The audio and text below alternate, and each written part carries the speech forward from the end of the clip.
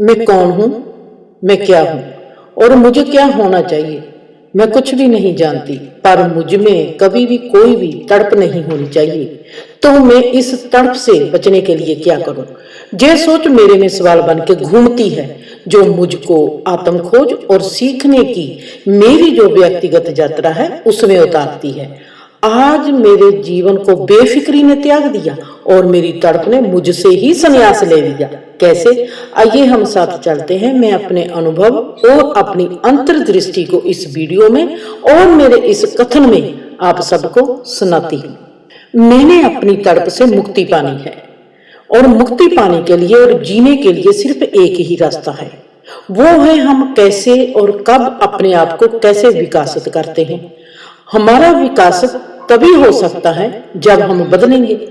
हम क्या और कैसे सीखते हैं, ये जो सीखना है इससे हमारी सोच प्रकट होगी जो हमको बदलेगी। अब प्रकट होने के लिए एक ही तरीका है, हमको खुद को ही खुले मन से, खुली सोच से, खुली आंख से खुद को खुले आसमान में फेंकना पड़ेगा।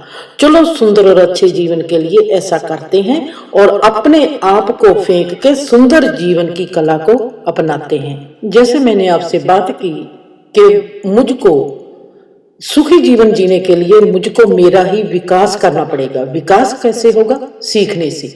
मैंने जीवन में कुछ सीखना है तो मैं कैसे सीखूंगी? ये सवाल मेरे लिए बहुत जरूरी है, क्योंकि मुझको मेरे में वो दिखाई नहीं देता जो मुझको होना चाहिए। वो क्या है? मेरे में मेरे को ही घुटन होती है, बेबसी है, तनाव है। मुझको ऐसे लगता है कि मैं ही मेरी तकलीफ का कारण हूं। क्यों? क्योंकि तकलीफ मुझको आ रही है, मेरे से तकलीफ बर्दाश्त नहीं होती, मैं मेरे को तकलीफ में देख नहीं सकती। तो मुझको क्या करना चाहिए? मैं मेरे लिए तो ठीक नहीं हूं, क्या और कोई है जो मेरे लिए सही है? सबसे पहले मेरी नजर आती है मेरे माँ और मेरे बाप पर, जहां से मेरे सीखने की कहानी का शुभ आरंभ शुरू होता है। माँ और बाप। सबको मेरे बापूजी साधु स्वभाव लगते हैं, पर वो सुखी नहीं है। सबको मेरी माँ से इतराज है, पर सुखी तो वो भी नहीं है। तो अब मैं क्या करूं? मैं सोचती हूँ, मेरी छोटी सी निमानी सी सोच, जिसमें ना ही बल है और ना ही कोई दिशा है, वो सोच मुझको घर से बाहर देखने के लिए प्रेरित करती है। क्योंकि घर के भीतर मेरी छोटी सी सोच अंधी भी है, लंगड़ी भी है। मैं उसी अंधी और लंगड़ी सोच के साथ घर से बाहर निकलती हूँ। रिश्ते नाते हो या दोस्त मित्र हो, छोटी सी सोच के माध्यम से व्यक्ति को भी मैं नहीं देखती, उनके हालात को भी देखती हूँ, उनकी रहनी बहनी को भी देखती हूँ, घर बार को भी देखना मैं शुरू कर देती हूँ। कौन सा व्यक्ति किस कारण से दुखी है, कौन सा व्यक्ति किस कारण के कारण सुखी है, खुश है या उदास है, अमीर है या गरीब है, उनसे कैसा व्यवहार करते हैं एक दूसरे से, उनके स्वभाव कैसे हैं।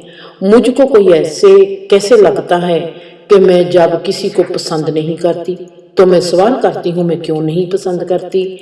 अगर कोई व्यक्ति मुझको अच्छा लगता है तो मैं खुद को सवाल करती हूँ ये मुझको अच्छा क्यों लगा।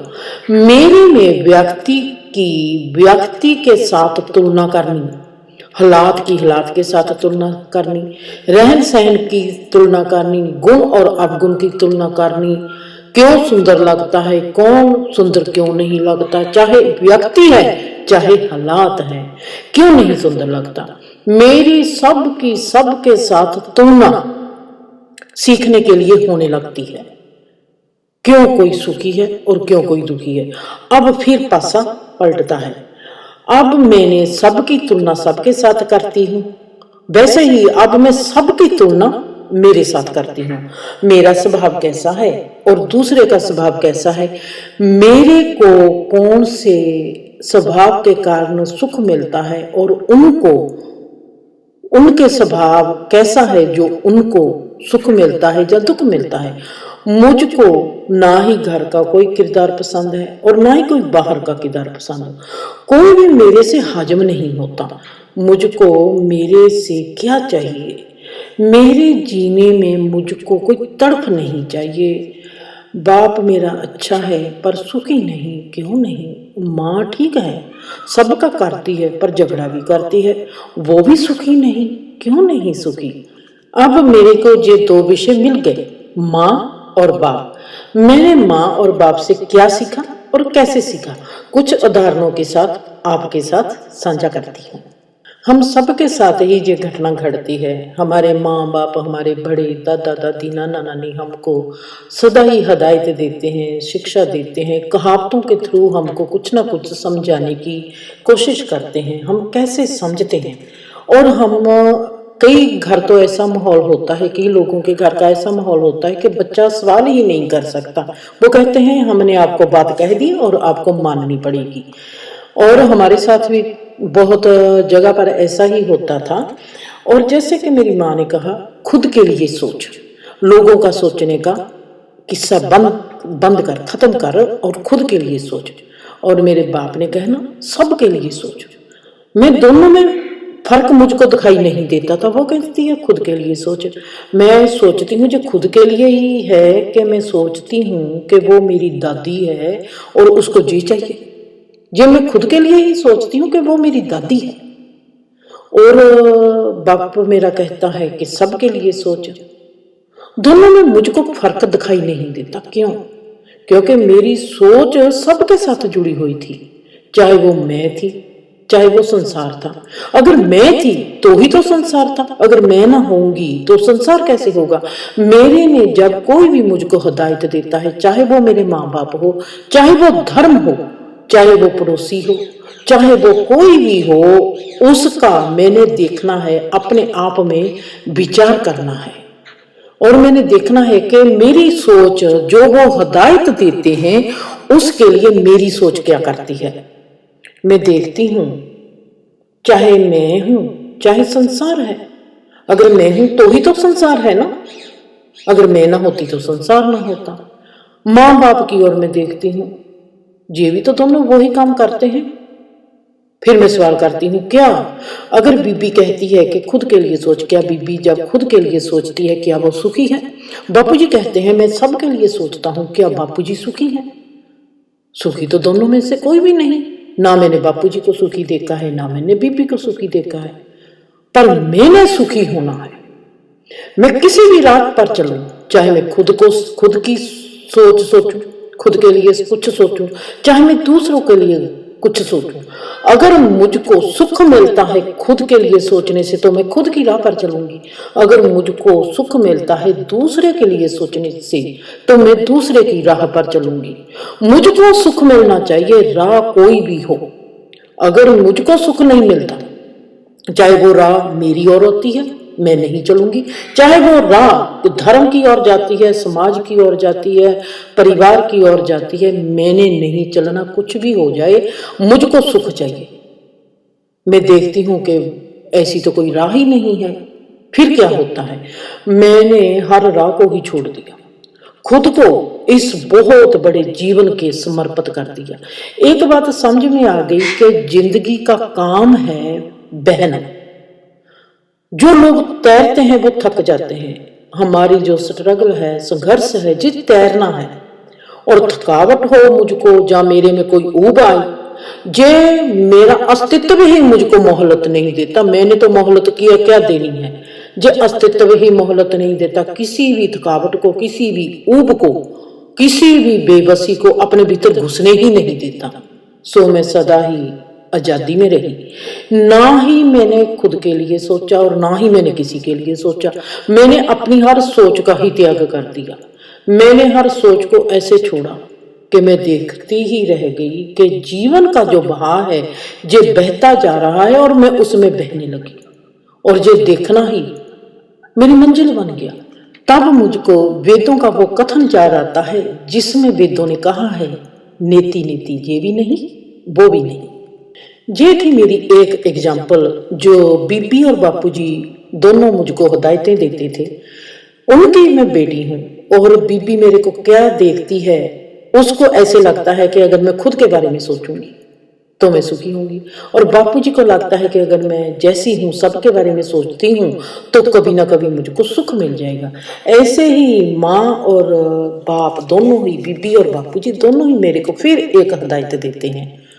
बीबी क्या कहती है, जिंदर, रिश्ते रिश्ते ही होते हैं, अपने अपने होते हैं, पराई पराई होते हैं, लोगों ने सदा ही लोग बने रहना है। बापूजी क्या कहते हैं, जो सब संसार अपना है। मैंने देखा, बीबी कहती है लोग लोग रहते हैं, पराई पराई होते हैं, अपना अपना होता है, पर बीबी को मैंने सदा ही सेवा लोगों की करते देखा। उसके घर से, उसकी देली से कोई भी भिखारी खाली हाथ नहीं जाता था। बापूजी जो कहते थे सब संसार अपना है, उनको मैंने देखा कि वो अपने रिश्तों के बीच ही फंसे हुए हैं, वो अपने रिश्तों का ही करना चाहते हैं। इन दोनों का किरदार मेरे लिए सवाल चला गया और सवाल बन जाता था। और मैं सोचती थी कि क्या करते हैं और क्या कहते हैं। बीबी जो कहती है वो करती नहीं, बापूजी जो कहते हैं वो करते नहीं। अब मैंने क्या करना है? मैंने कहा, रिश्तों को भी छोड़ो, लोगों को भी छोड़ो, दोनों को ही छोड़ दो, अपनों को भी छोड़ो, पराओं को भी छोड़ दो। ऐसे करो कि मैं हूं ना, मैं खुद के लिए अपनी भी हूं, मैं खुद के लिए पराई भी हूं। जो हिस्सा मैं अपने आप को जानती हूँ वो मेरा अपना है। जिस हिस्से को मैं खुद के लिए जानती नहीं, तो वो मेरा पराया है।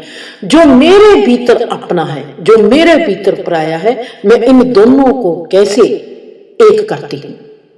अगर ये एक हो जाएगा, शायद जो बाहर दिखाई देता है अपना अपना है, पराया पराया है, वो भी साथ हो जाएगा। जो मेरे में सवाल जब बीबी और बापूजी पा रहे हैं, वो जो मेरे में विचारता चल रही है, उसमें से ये मेरे को एक बहुत ही गहरा तत्व मिला। और मैंने क्या कहा कि मैं खुद के ही साथ रिश्ता निभाती हूँ। मैंने मेरी हर सोच को, हर भावना को, हर एहसास को बहने दिया। ये किस तरफ जाती है, इसकी दिशा कौन सी है, इसकी दशा कैसी है, ये इंसान को चूज करती है या किसी जानवर को चूज करती है। मैंने तो बोलना ही नहीं। मेरे इस बहते जीवन ने कब वक्त को मात दे दी, जब वक्त से आगे कब निकल गया मुझको पता ही ना चला।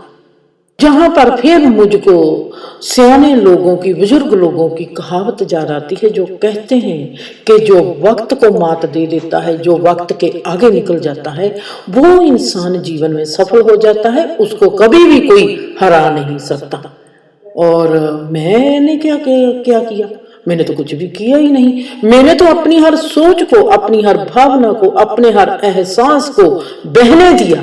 किसी तरफ भी जाए, इंसान की तरफ जाता है इंसान की ओर चला जाए, जानवर की तरफ जाता है जानवर की तरफ चला जाए। अगर मेरी दिशा पूर्व की ओर जाती है तो वेलकम, पश्चिम की ओर जाती है तो वेलकम। किया का कुछ भी नहीं, तैरी नहीं, बहना शुरू कर दिया। रिजल्ट क्या हुआ? रिजल्ट क्या निकला? मंजिल मिल गई। मेरे माँ बाप ने अपनी समझ के मुताबिक मुझको जो भी हिदायतें दी, मुझको क्या पता था कि ये वेद शास्त्रों से भी बहुत उत्तम मेरे लिए हिदायतें बन जाएगी। ऐसे ही अगली एक और हिदायत बताती हूँ। मुझको सदा ही माँ ने कहना, तू समझदार कब होगी? बापूजी ने कहना, मुझको तुम्हारी बहुत फिक्र रहती है मल्ला। फर्क दोनों की बात में मुझको कोई दिखाई नहीं देता था। बीबी समझदार कहती है, बीबी कहती है कि तू समझदार कब होगी, मतलब उसको लगता है, उसको मेरी फिक्र है कि मैं समझदार नहीं हूँ। और बापूजी उसको दूसरे तरीके से कहते हैं कि मुझको तुम्हारी फिक्र है मल्ला। फर्क दोनों में कुछ भी नहीं, दोनों की हिदायत सदा ही एक रही। पर मैं क्या करती हूँ, दोनों की हिदायत को मान लेती हूँ। मेरी हिदायत, मैं इन दोनों की हिदायत कैसे मानती हूँ? ये दोनों की हिदायत है। बापूजी कहते हैं कि मुझको तुम्हारी फिक्र है, मतलब बापूजी ये नहीं कहते कि तू बेसमझ है। बीबी सीधा नहीं कहती कि तू बेसमझ है, बीबी कहती है कि तू समझदार कब होगी। ये दोनों है। अब मैं देखती हूँ, अपने आप में विचार करती हूँ कि मेरी समझ क्या है। मुझको तो प्यार आता है। मेरा प्यार दिखाने का जो एहसास था, जो मेरा एक्शन था, वो था बच्चों जैसा कमला रमला। मैंने अपने उस एक्शन को नहीं छोड़ा।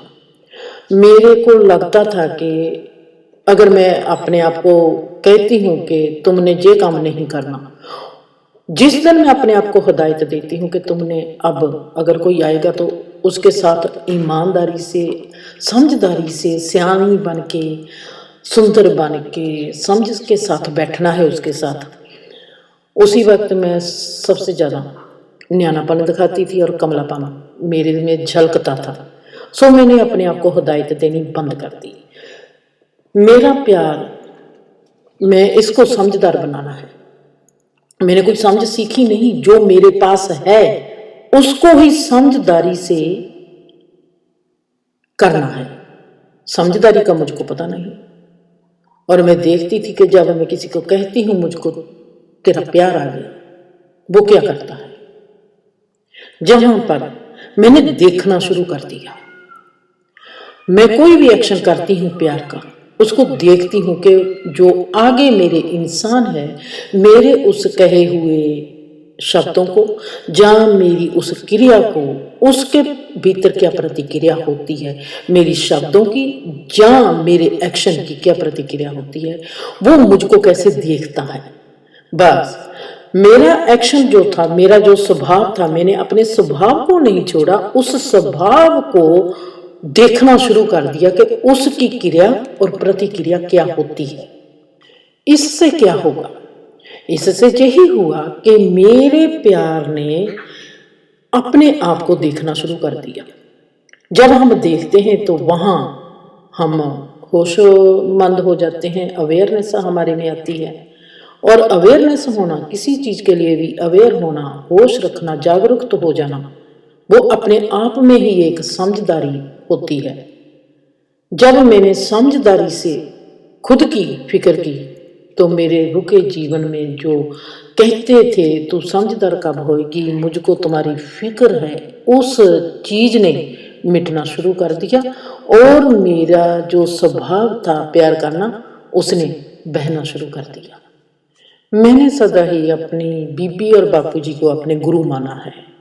वो मेरे पहले गुरु हैं, जिन्होंने जन्म ही नहीं दिया, जिनकी हिदायतें चाहे मेरे खिलाफ थी, क्योंकि मैं ऐसी ही थी, वो कैसे देखते हैं, कैसे सोचते हैं, मैं उनकी तरफ नहीं दिख गई। पर मैंने ये भी देखा कि मेरे भीतर की सोच मेरी कैसी थी, मेरा स्वभाव कैसा था, मेरा आला दुआला कैसा था, मेरे हालात कैसे थे, मेरे पड़ोसी कैसे थे, मेरे जो दोस्त थे उनके माँ बाप कैसे थे, उनका घर बार कैसा था, उनके घर में क्या सुख था, उनके घर में क्या दुख था। हिदायत अगर मैं गहरे से देखूंगी कि मैंने बीबी और बापूजी की मानी है, और पर उनकी मानी कैसी है, अपने स्वभाव को देखकर। ऐसे नहीं कि मैंने अपने स्वभाव को छोड़ दिया। मेरा स्वभाव जो है, मैंने देख लिया कि मैं अपने स्वभाव को कभी छोड़ नहीं सकती। मुझको प्यार आता है तो प्यार आता है, मैं प्यार के बिना जी नहीं सकती। और मेरा जीवन तड़प के बिना मेरा जीना हो नहीं सकता। तड़पती रहूं जे मेरे से नहीं होगा। मैंने तड़प को मिटाना है। अगर मैंने प्यार को नहीं मिटा दिया तो मेरे में तड़प और ज्यादा आ जाएगी। मैंने अपने प्यार को जिंदा रखना है, ये मेरा स्वभाव है। पर मेरे में जो तड़प है वो कहाँ कहाँ है, कैसी है, मेरे में तड़प कैसी आती है, ये अगले एपिसोड में मैं आपको दिखाऊंगी कि मेरे में तड़प कैसी आती थी। जब मैं प्यार का एक्शन करती थी तो तड़प मेरे को कैसे करती थी, वो क्यों आती थी। मैं तो प्यार करती थी पर तड़प क्यों आती थी, उसको मैं नेक्स्ट एपिसोड में लेके जाऊंगी। अब मैं बीबी और बापूजी की चौथी हिदायत आपको सुनाती हूँ जो मुझको वो देते हैं। बीबी को सदा ही मेरे से शिकायत रही है, क्योंकि वो मेरे को, शायद वो मेरे में कोई ऐसी बेटी देखना चाहती थी जो उसकी बात को हाँ से हाँ मिल कहे, चाहे उसकी बात गलत हो वो सदा ही उसको कहे बिल्कुल ठीक बीबी, बिल्कुल ठीक, आप बीबी बहुत अच्छी हो, मेरे से ये हुआ नहीं। अगर बीबी गलत है तो गलत है, अगर बीबी में कोई खामी है तो खामी है, अगर कोई कमजोरी है तो कमजोरी है। अगर बीबी ने मेरी भाभी के प्रति या कोई भी मेरे से गलत बात करनी, जिसको हम कहते हैं चुगली, मैं सुनती नहीं थी। मैंने कहना कि नहीं, मैंने नहीं सुननी, मैंने इन बातों में अपना जीवन नष्ट नहीं करना। सो बीबी को सदा ही मेरे से शिकायत रही है कि जैसी बेटी होनी चाहिए, उसको बेटी जैसी चाहिए थी, वो मैं नहीं थी। पर एक बात, जहां पर मैं ब्रैकेट में बंद कर दूं, कहीं भी पर कोई फंक्शन होता था या कुछ भी होती थी, जो रीझ मेरी बीबी में, उसकी आंखों में मेरे लिए होती थी, जहाँ मेरी ताई में, चाची में, मेरी मामी में, इन सब की आंखों में मेरे लिए होती थी, मैंने उनकी अपनी बेटी के लिए जहाँ और किसी के लिए कभी भी नहीं देखी। उनकी आंखों में एक रौनक होती थी मेरे लिए, एक खुशी, एक चाव ही होता था मेरे लिए। पर बीबी को एक शिकायत भी सदा रही, जब उसने कहना कि ले, बेटी तेरे जैसी होती है, बेटी ऐसी कैसी होती है। और बापूजी ने इसके उल्ट बात करनी, बापूजी ने कहना बेटी हो तो तेरे जैसी। मैंने बापूजी से पूछना, आप, बीबी तो कहती है, बीबी की तो मैं बात समझती हूँ कि बीबी कहती है कि बेटी तेरे जैसी होती है, क्योंकि मैं बीबी की कोई भी गलत बात सहन नहीं करती, और उसकी बात, गलत बात में कभी भी हाँ तो मैंने कभी करनी ही नहीं ना। अगर वो मेरी भाभी की कोई चुगली करती है तो मैंने भाभी को बता देनी, ताकि मेरी अब सिलसिला यहीं पर खत्म हो जाए और बीबी को पता चल जाए कि इसने बता देना है, मेरे से बात ही ना करे। क्योंकि मैंने अपने जीवन को और तरफ लेके जाना था, मैं उनकी ऐसी बातों में अपना साथ नहीं दे सकती थी। सो बापूजी ने कहना कि बेटी हो तो ऐसी हो। बापूजी को क्या चीज़ पसंद थी? बापूजी को मेरा सिंपल रहना पसंद था, मैं मेकअप नहीं करती थी, मैं कभी गहना नहीं पाती थी। बापूजी को बस ऐसा पसंद था कि औरत खुद में ही एक गहना होनी चाहिए, वो सभी के साथ प्यार करती होना चाहिए। सो बापूजी को मेरा ये रूप सदा ही पसंद था। पर मैं देखती हूँ फर्क कुछ भी नहीं। एक कहता है बेटी हो तो ऐसी, मैं तो जैसी हूँ वैसी हूँ। जहां पर जो मैं फर्क कहती हूँ कुछ भी नहीं। पहले जो मैंने 3 एग्जाम्पल दिए, वहां पर उनके कहने में फर्क था, पर मेरे लिए फर्क कुछ नहीं था। जहां पर उनमें कहने में बहुत फर्क है, पर मैं जहां पर सोचती हूँ मेरे में तो कोई फर्क नहीं, मैं तो बेटी हूँ, बेटी हूँ। जैसा मैं बापूजी के साथ व्यवहार कर सकती हूँ वैसा बापूजी के साथ करूंगी, जैसा बीबी के साथ, बीबी के साथ। फर्क कुछ भी नहीं, क्योंकि मेरे को आज तक किसी को भी किसी भी रिश्ते में देखना ही नहीं आया। मैं बापूजी को बापूजी से पहले इंसान मानती हूँ। मैं बीबी को माँ कहने से पहले इंसान मानती हूँ। उनको देखने से पहले, रिश्ते में से देखने से पहले उनका अस्तित्व क्या है, उनका अस्तित्व क्या चाहता है, उनके अस्तित्व के लिए क्या जरूरी है, उनके अस्तित्व को जिंदा रखने के लिए, उनके अस्तित्व को खुशहाल रखने के लिए दूसरे रिश्तों को, दूसरे अस्तित्व को क्या चाहिए, वो मेरे लिए जरूरी है। बीबी कहने से पहले वो एक इंसान है, इंसान के बाद उसका दूसरा पड़ा आता है, वो एक औरत है, तीसरा मेरा उसके साथ रिश्ता आता है। ऐसे ही बापूजी हैं, बापूजी पहले मेरे लिए उनका अपना एक अस्तित्व है, अस्तित्व के बाद वो एक इंसान है, उनका रिश्ता बनता है तीसरे नंबर पर। हम जो लोग हैं, हम अपने रिश्तों का दावा पहले करते हैं। हम ये कभी नहीं सोचते कि रिश्ता होने से पहले, किसी के साथ भी हमारा रिश्ता होता है, हमारा रिश्ता होने से पहले वो एक इंसान है, इंसान होने से भी पहले उसका अपना एक अस्तित्व है, जो उसके कर्मों का सिलसिला उसके साथ जुड़ा हुआ है। हम अपने रिश्ते का दावा करते हैं, हम रिश्ते के प्रति अधिकार जमाते हैं, हम रिश्ते के प्रति अपने फर्ज पैदा कर देते हैं, हम इंसानियत भूल जाते हैं, हम अस्तित्व की बात भूल जाते हैं। अगर हम इंसानियत को याद रखेंगे तो हम एक अच्छे इंसान बन जाएंगे, हमको महात्मा और धर्मात्मा की उपाधि भी मिल जाएगी। अगर हम सबके अस्तित्व का ख्याल रखेंगे तो हम ऋषि या मुनि बन जाएंगे। मेरा जो ख्याल था, सबसे पहले आता है इंसान का अस्तित्व है, उसको साथ चाहिए। दूसरा है इंसान इंसान है, रिश्ते से पहले इंसान इंसान है। इंसानियत के प्रति हमारा क्या फर्ज है, हमको वो चाहिए। तीसरे नंबर पर आता है हमारा किस इंसान के साथ, किस अस्तित्व के साथ क्या नाता है, हमने वो कैसे निभाना है। मुझको रिश्ते में से इंसान को कभी देखना नहीं आया, मुझको सिर्फ प्यार आता था अस्तित्व का, प्यार आता था इंसान का, प्यार आता था हर जीव का, प्यार आता था फिर आखिर में रिश्ते का। वो रिश्ता चाहे अपना हो, चाहे पराया हो, चाहे मेरा हो, चाहे तेरा हो, जीवन हम सबका एक है। मैं जीवन को देखकर फैसला करती हूँ, मैं रिश्ते को देखकर कभी फैसला नहीं करती, ना ही समाज को देखकर, ना ही परिवार को देखकर, ना ही धर्म को देखकर। हम सबका अस्तित्व है, अस्तित्व को क्या चाहिए, उसके साथ मेरा दरवाजा खुला है। सो इसके कारण मैं देखती थी कि जैसे जैसे मैं इंसान के अस्तित्व को पहचानती जाती हूँ, अस्तित्व के साथ मेरा रिश्ता है, अस्तित्व को मैं जितना गहरे से जानती गई उतना ही मुझको ब्रह्मांड की समझ आने लगी, जीवन की समझ आने लगी, और मेरे जीवन के जो नेगेटिव पॉइंट थे वो मेरे में कम होते चले गए, और आज तकरीबन मेरे में वो नष्ट है। मुझको फिक्र नहीं, मुझको कोई तड़प नहीं, मैं बेफिक्री से आज़ादी से जीवन जीती हूँ। आप अगर सोचोगे कि इस जीवन में क्या किसी को सभी बेफिक्री से जीवन जीते हैं, नहीं। आप में ये सवाल आएगा कि ये जीवन ही फिक्र का है, इसमें कोई बेफिक्री से कभी जीता नहीं। मैं आपको कह देती हूँ कि आप झूठ बोलते हो। बेफिक्री से मेरा जीवन है, और मैं बेफिक्री के आकाश में उड़ती हूँ, आजादी से उड़ती हूँ। मेरे पास आज कोई भी तड़प नहीं, रोग नहीं, दुख नहीं, तकलीफ नहीं। अगर रोग भी आएगा तो शरीर को आएगा, मेरे को कभी भी रोग नहीं, क्योंकि मैं शरीर में नहीं जीती, मैं अपने अस्तित्व में जीती हूँ।